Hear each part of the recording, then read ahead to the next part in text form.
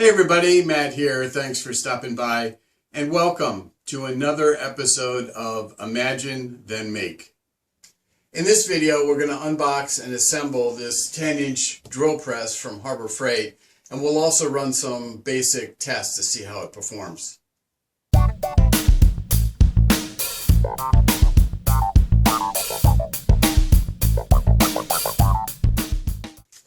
Alright, so let's open this up and see what we have.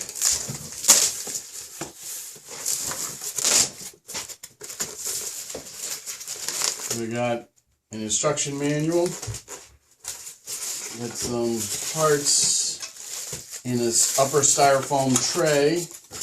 Looks like it's very well packed. Although this is a little upsetting. This is all rusty coming right out of the box.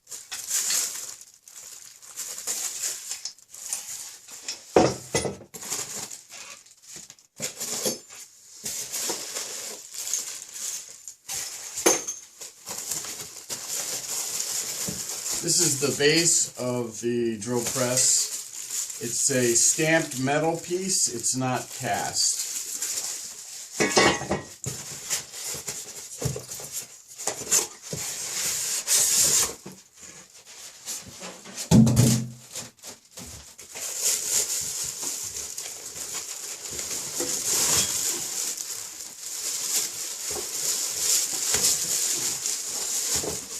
The head of the machine.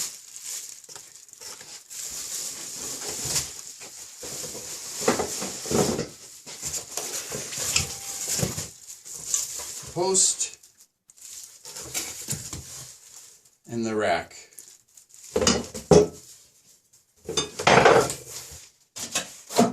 So other than the rust on that one handle, I don't see any damage of any kind. So I've got everything unpacked here, and there's a couple of items I want to discuss with you in a couple of moments. But first I want to draw your attention to the owner's manual, which includes safety instructions. So if you follow my channel at all, you've heard me say before, and I think it bears repeating, with any new tool I always take a couple of minutes just to review the owner's manual and pay particular attention to the manufacturer's safety instructions. So I recommend you guys do the same thing. So I just got finished reading the safety instructions in the owner's manual for the drill press, and the only thing that I found a little odd or strange is that it says right in here under drill press safety warnings, the included chuck key is specially designed to be self-ejecting. Well, I'm going to move the camera and show you the chuck key and chuck that came with the drill press, and you'll see that it's actually not self-ejecting. So here's the chuck key that came with the drill press, and here's the chuck.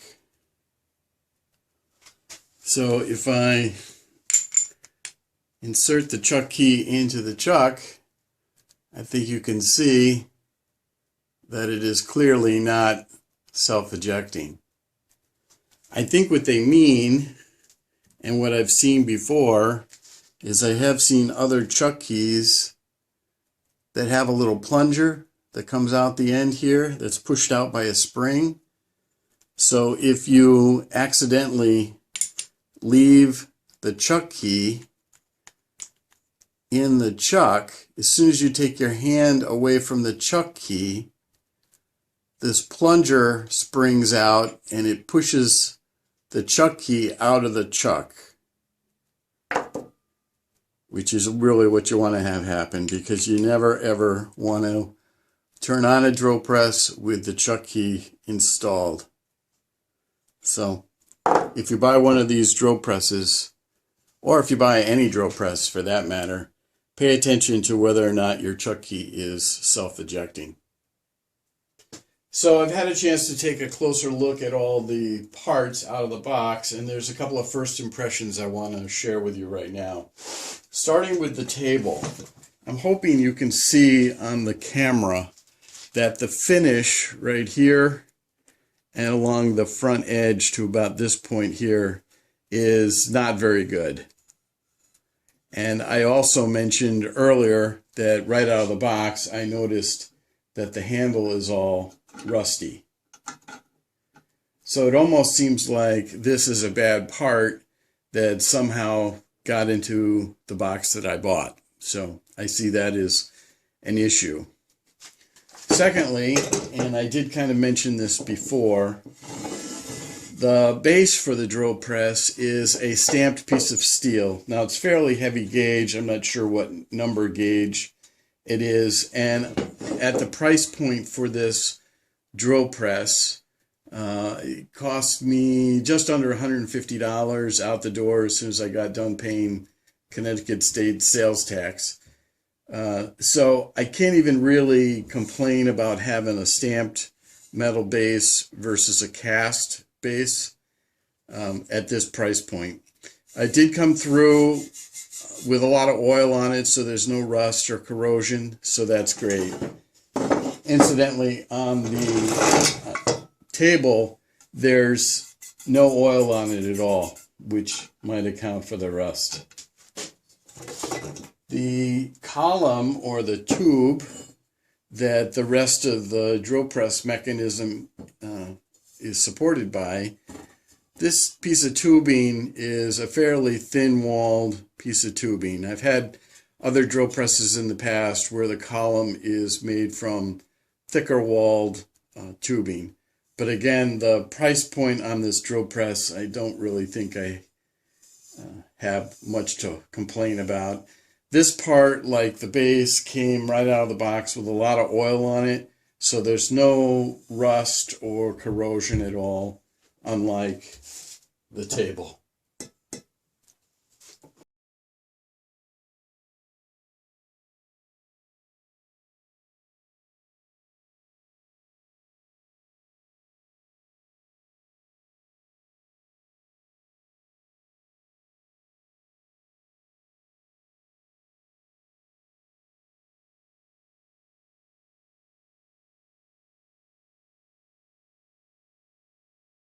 So to adjust the belt tension, there's a thumb screw right here, which you're supposed to loosen, and there's another one directly opposite it on the other side. So if you loosen that, you're supposed to be able to slide the motor back and forth.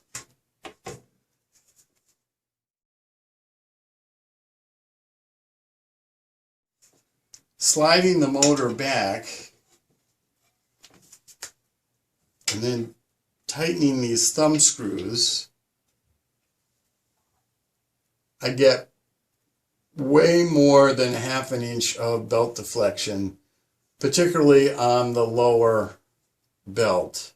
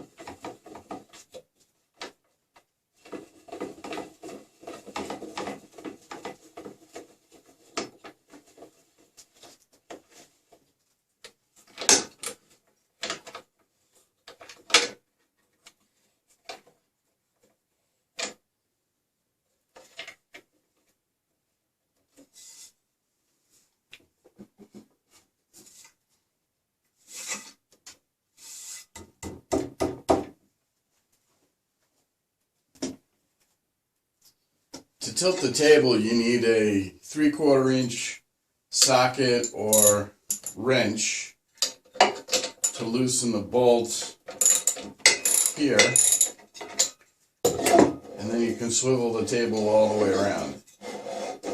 So there's your 3/4 bolt.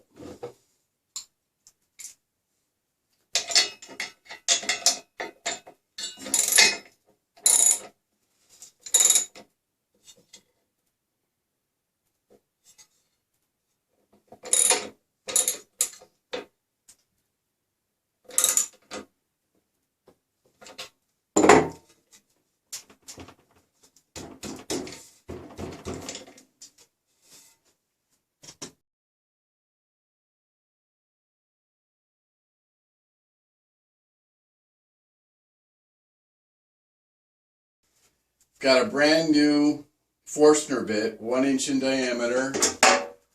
Set at 2900 RPM, which is the maximum speed. Let's see what happens here.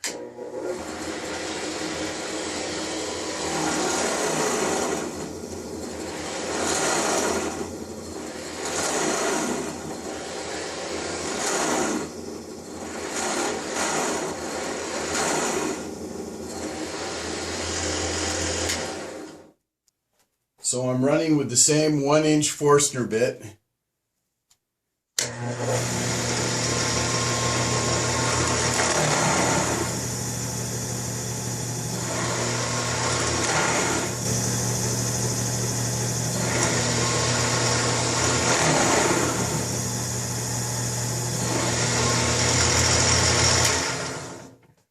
So I think you could see that this belt was slipping. And that's because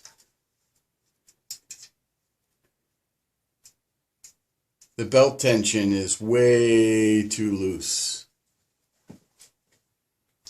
So I loosened this little thumb screw and one on the opposite side, so the motor should be able to move back and forth.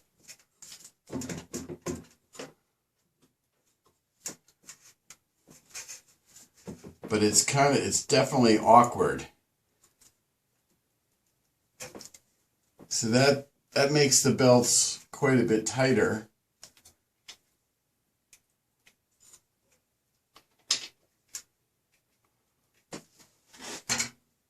So that the two belts are now quite a bit tighter. Okay, so let's turn this on and see what happens.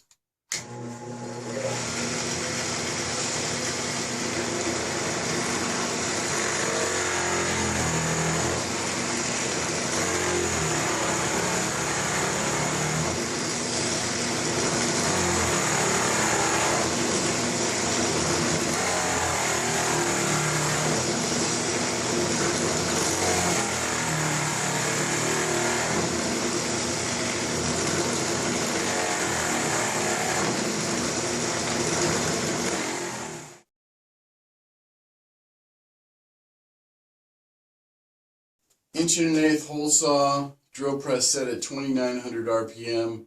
We're going to drill all the way through a 2x4.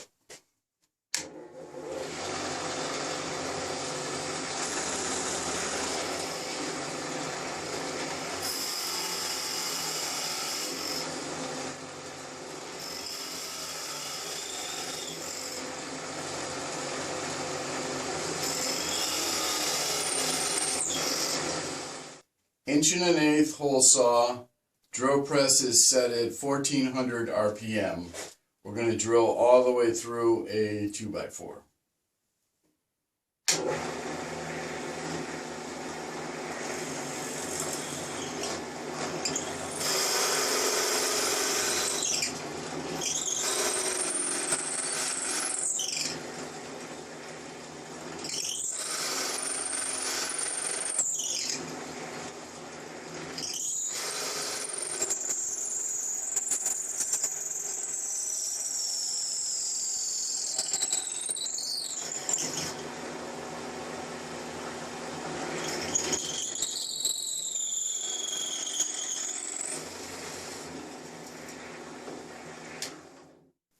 1 1/8 hole saw.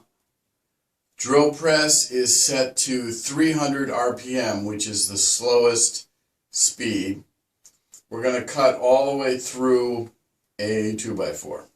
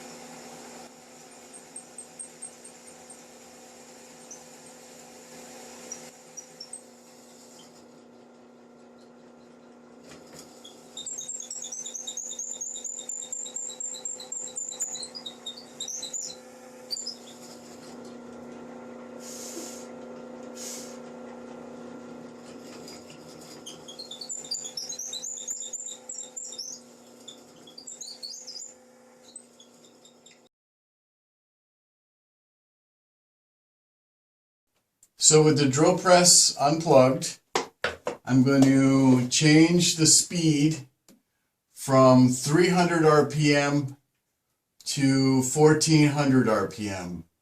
So 300 RPM has the front belt on the lower pulleys and the rear belt on the upper pulleys. So I'm going to loosen the 2 thumb screws.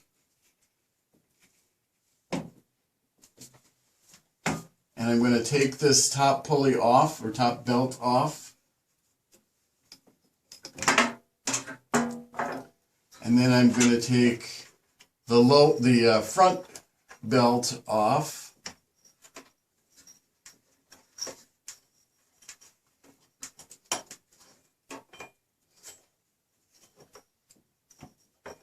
So for 1400 RPM, I need the rear belt on the second to the last pulley.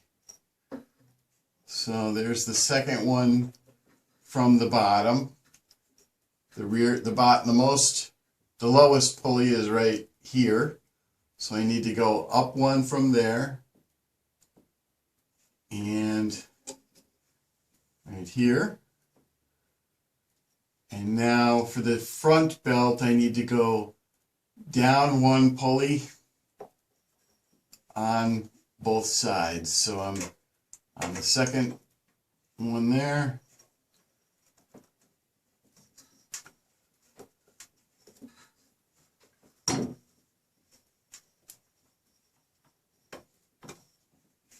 Okay, so right now the belts are pretty loose, so I have to adjust the motor tension, the motor position.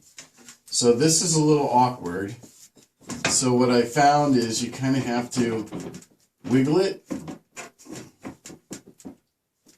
and then pull it back and keep it as tight as you can. Both of those are pretty tight. Tighten the thumb screws.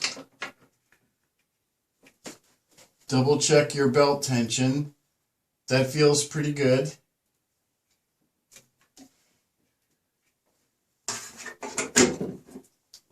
Plug your drill press back in, and we're ready to use it. So we've got an 1 1/8 hole saw. Drill press is set at 1400 RPM, and we're going to drill all the way through a 2x4.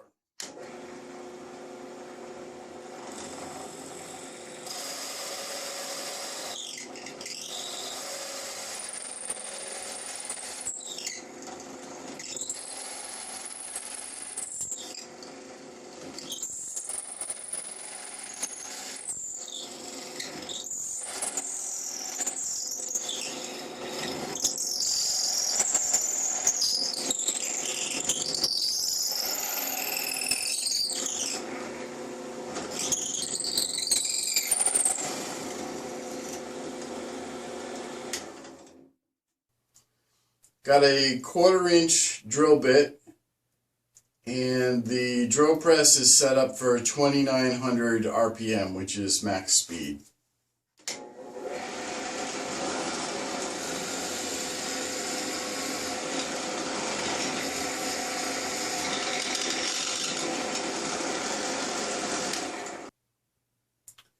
Quarter-inch drill bit, and the drill press is set up for 1400 RPM.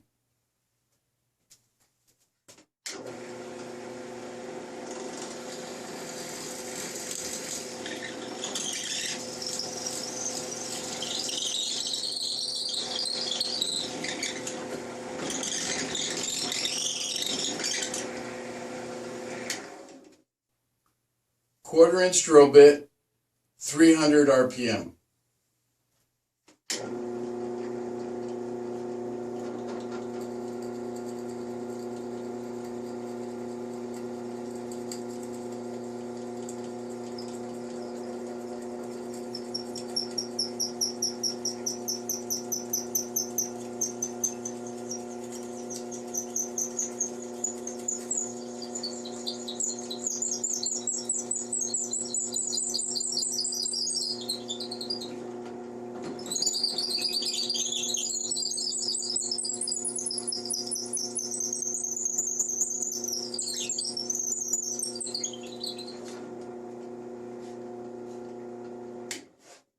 So after drilling a few holes in a piece of 2x4 and thinking about it for a day or so, I would describe this drill press as okay. It's not great, but it's also not horrible.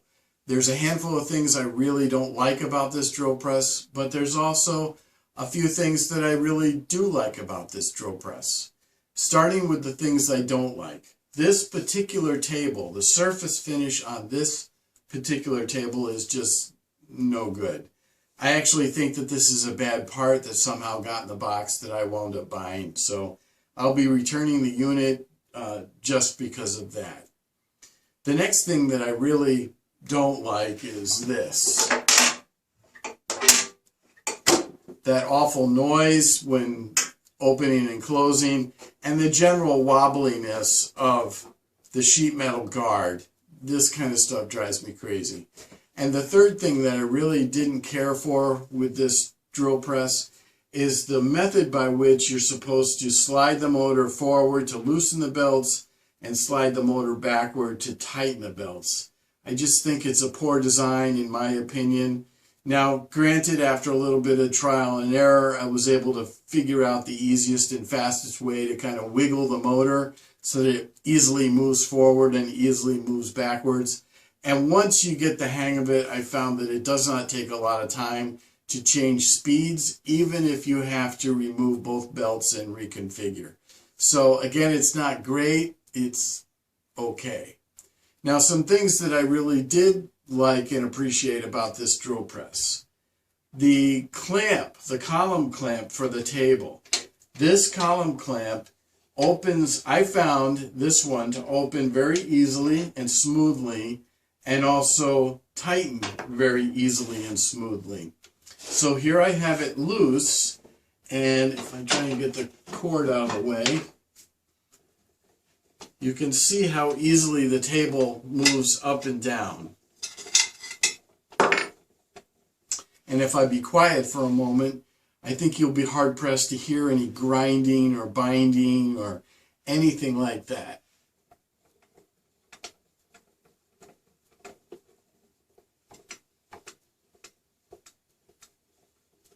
So once you get the table at the position that you need it, you tighten up this clamp, which again tightens, in my opinion, tightens very smoothly and very easily. And you can make this clamp pretty tight.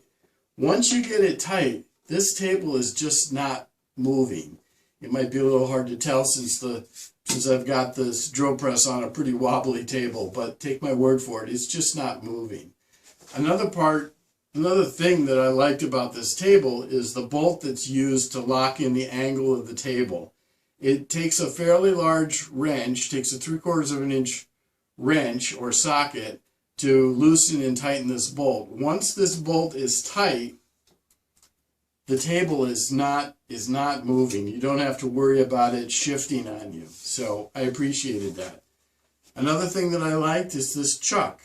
It opens and closes very smoothly, and I didn't have any issues using the chuck key to clamp in a drill bit. So I appreciated that. It's always nice to have a power switch locking key, so when you remove it, you can't accidentally turn the unit on. It's nice if you don't want to unplug and plug in the unit all the time when you're working on things. It's also nice if you have some young kids in your house and you want to try and keep your shop a little bit more safe. It's nice to take the key out. I thought at first it was going to bother me that the base and the table is made from stamped steel, but I've changed my mind on that. I think it's fine. For this price point and this size of drill press, I think the stamped steel table and base is more than sturdy enough. I don't really see an issue. Likewise with the column wall thickness. I thought the thin wall used to make the column was going to be an issue, but I've changed my mind on that as well. There's a set screw right here, which you can't see from your perspective, but once that set screw's tight, it locks the headstock to the column, and it just doesn't spin on you. So again, it feels very secure, so I call that a non-issue. It does come with a grounded plug, which is nice to know. And I guess finally, one of the things that I like is that because this is a stamped steel top, there's no webbing underneath here.